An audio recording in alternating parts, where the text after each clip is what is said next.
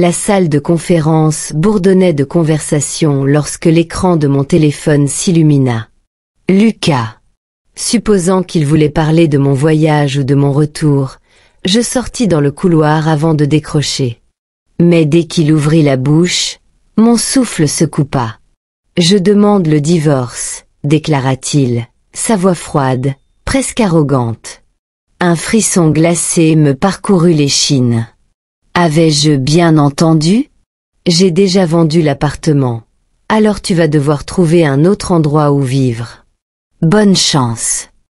Un rire s'accompagna ces mots, comme s'il savourait l'instant. Le sol sembla s'effondrer sous mes pieds.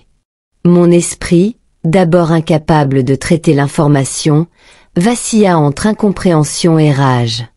Je plaquai une main contre le mur, cherchant un appui physique face à ce coup brutal.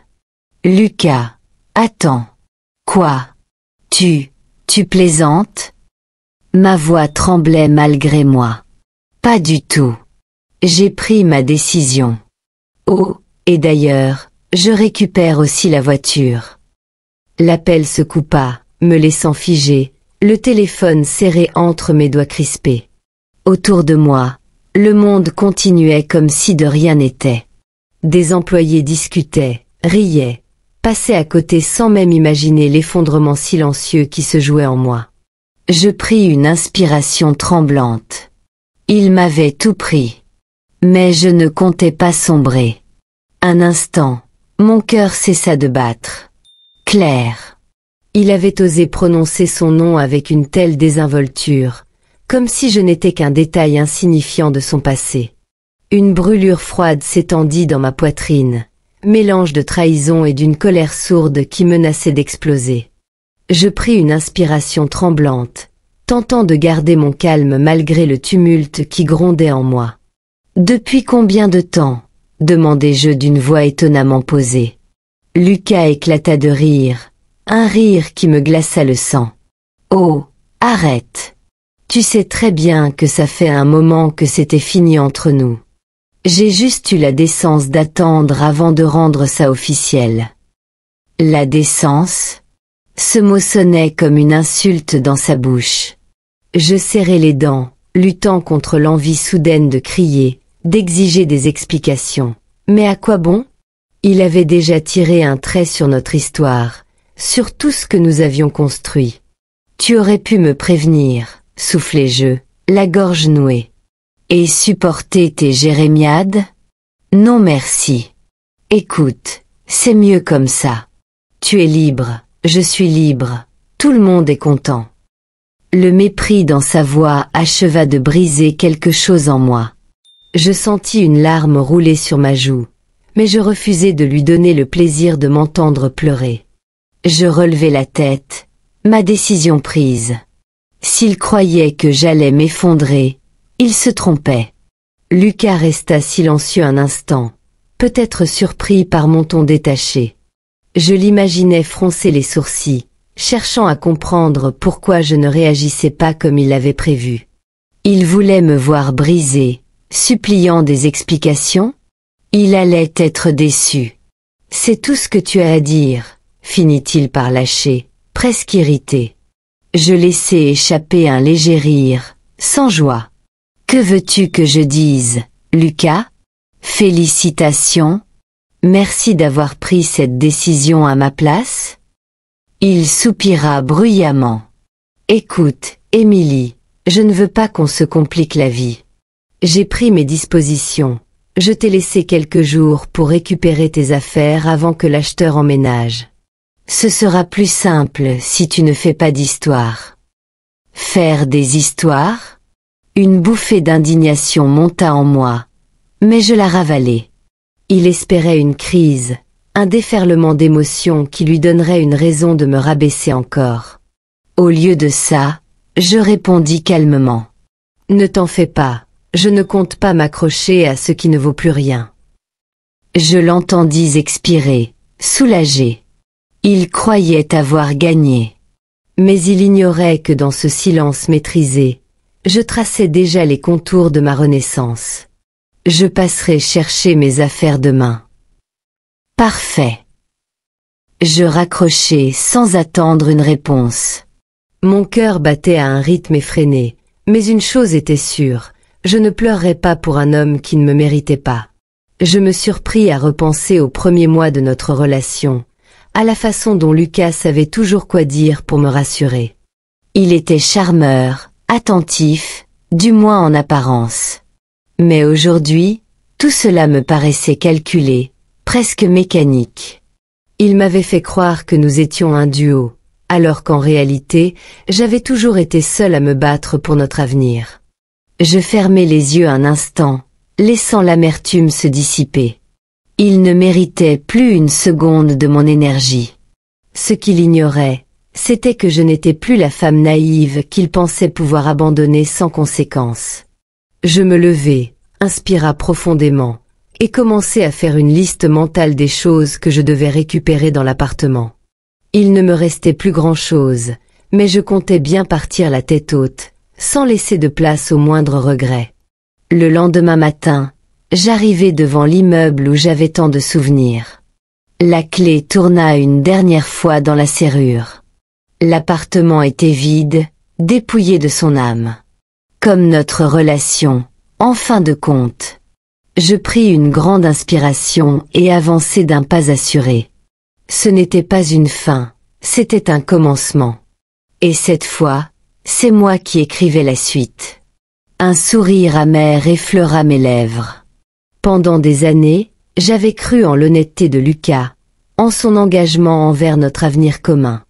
Pourtant, il s'était joué de moi avec une arrogance insupportable, certain que je ne lui poserais jamais de problème. Cette fois, il avait sous-estimé la mauvaise personne. Une énergie nouvelle s'empara de moi. J'étais restée passive trop longtemps, acceptant ses excuses creuses, justifiant ses absences, m'accrochant à une illusion de stabilité. Mais désormais, je tenais entre mes mains l'arme qui allait lui rappeler que je n'étais pas une femme qu'on évince sans conséquence. Le soir venu, je quittai le bureau plus tôt que prévu et pris un taxi jusqu'à l'appartement. En poussant la porte, je constatai qu'il avait déjà emporté une partie de ses affaires. Un frisson de satisfaction me parcourut. Il ignorait toujours qu'il quittait non seulement un logement, mais aussi toute prétention légale sur celui-ci. Je pris mon téléphone et tapai un message concis. « Moi, tu as vendu l'appartement ?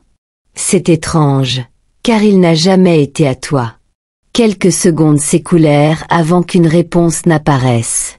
« Lucas, qu'est-ce que tu racontes ? » « Moi, vérifie les papiers. Tu as signé sans lire, comme toujours. » Le silence s'installa. J'imaginais sans peine son expression abasourdie, sa colère grandissante alors qu'il réalisait son erreur. Puis, enfin, un dernier message. « Lucas, tu vas me le payer. » Je laissai échapper un rire léger. « Non, Lucas. C'est toi qui viens de tout perdre. » « Pas encore, » répondis-je en m'asseyant au bord du lit, fixant mon reflet dans le miroir face à moi. Mon expression était méconnaissable, plus dure, plus froide. Mais il ne va pas tarder à le comprendre. Léa poussa un soupir. « Écoute, Émilie, il faut agir vite. Si un acheteur a signé un compromis de vente, la situation peut devenir compliquée. Je vais vérifier s'il y a eu des démarches officielles. En attendant, ne réponds plus à ces messages. Laisse-moi gérer. » J'acquiesçai, bien qu'elle ne puisse pas me voir. Lucas s'était toujours cru invincible, persuadé que je resterais dans l'ombre, docile et effacée. Cette fois, il allait découvrir une nouvelle version de moi, une femme prête à défendre ce qui lui appartenait. Après avoir raccroché, je pris une grande inspiration et ouvris mon ordinateur portable. Un rapide tour sur les registres en ligne m'apprit qu'aucun transfert officiel de propriété n'avait encore eu lieu. Un soulagement temporaire, mais une opportunité à saisir. Le lendemain matin, j'étais la première devant le bureau de mon notaire. Il me reçut rapidement, surpris par mon arrivée soudaine. D'une voix claire et assurée, Je lui expliquai la situation. Lucas a tenté de vendre un bien qui ne lui appartient pas. Je veux qu'aucune transaction ne soit possible. Il hocha la tête. Tant que l'acte reste à votre nom, il ne peut rien faire sans votre accord. Mais nous allons verrouiller ça juridiquement. Je quittai le bureau plus légère, porté par une adrénaline nouvelle. Lucas avait voulu me trahir dans l'ombre. Moi, je venais de lui couper l'herbe sous le pied en plein jour. D'abord, on envoie une mise en demeure à l'agence immobilière et à l'acheteur potentiel pour bloquer toute transaction, expliqua Léa d'un ton professionnel. Ensuite, on informe officiellement Lucas de sa situation délicate. Crois-moi, il ne va pas aimer ce qu'il va découvrir. Un frisson d'anticipation me parcourut. J'imaginais déjà son expression en lisant les documents légaux, en réalisant qu'il s'était pris à son propre piège. Il m'avait sous-estimé, et il allait en payer le prix. Je veux que tout soit fait dans les règles, précisai-je. Je ne veux pas lui donner la moindre ouverture pour se retourner contre moi. Évidemment, approuva Léa.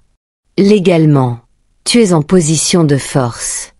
Mais prépare-toi, il ne va pas lâcher l'affaire aussi facilement. Je souris, une lueur froide dans le regard. Tant mieux. J'ai quelques comptes à régler. Après avoir raccroché, je pris un instant pour savourer la tournure des événements. Loin d'être la victime qu'il pensait abandonner, j'étais en train de reprendre le contrôle. Dès le lendemain, les premières démarches furent enclenchées. L'agence immobilière, après avoir reçu la notification officielle de Léa, suspendit immédiatement la vente. L'acheteur, furieux d'avoir été trompé, envisageait déjà des recours contre Lucas. Quant à lui, il ne tarda pas à me rappeler. Mon téléphone vibra en fin de journée, son nom s'affichant sur l'écran. Un sourire satisfait étira mes lèvres. Cette fois, c'était lui qui paniquait.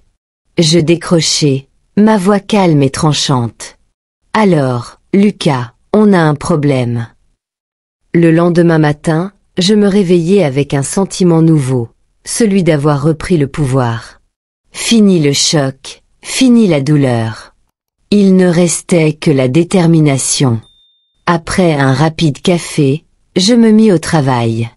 Mon premier réflexe fut de consulter mon compte bancaire. Rien n'avait bougé, comme prévu. Lucas n'avait aucun droit sur mes finances, et cela me rassura. Ensuite, je parcourus mes mails.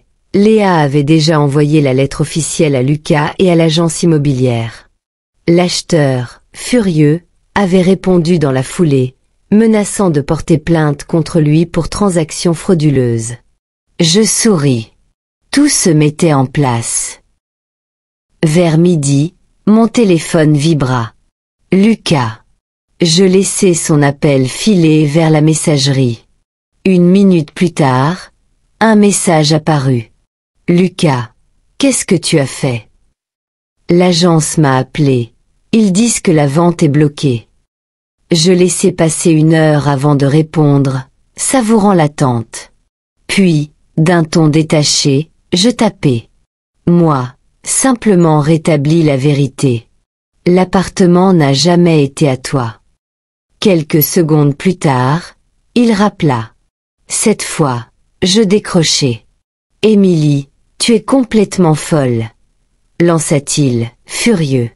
Tu n'avais pas à me faire ça. Je laissai un silence s'installer avant de répondre, calmement. Me faire ça? Lucas, c'est toi qui as essayé de me voler. Tu pensais que j'allais te laisser faire? Il grogna, cherchant ses mots. Pour la première fois, je l'entendais hésiter. Tu vas le regretter. Souffla-t-il finalement. Je haussai un sourcil.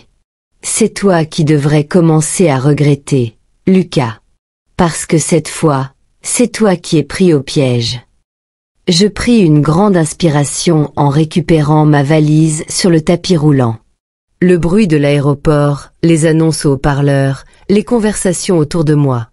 Tout me paraissait lointain, comme si j'étais en apesanteur entre mon ancienne vie et celle que j'allais reconstruire. Sur le trajet du retour, je réfléchis à ma prochaine étape. Lucas ne s'attendait sûrement pas à me voir réagir aussi vite. Il avait toujours cru que j'étais docile, incapable de me défendre. Il allait bientôt découvrir à quel point il s'était trompé. Lorsque le taxi s'arrêta devant mon immeuble, je me redressai avec assurance. L'idée que Lucas avait osé vendre mon appartement me révoltait encore, mais maintenant, je détenais toutes les cartes. Avec Léa à mes côtés, la loi de mon côté et surtout, ma propre force retrouvée, il n'avait aucune chance de s'en sortir indemne. Je franchis la porte de l'immeuble et montai les escaliers d'un pas décidé. À peine avais-je atteint mon palier que je remarquai la valise posée devant ma porte. La mienne. Mon cœur accéléra. Lucas avait osé.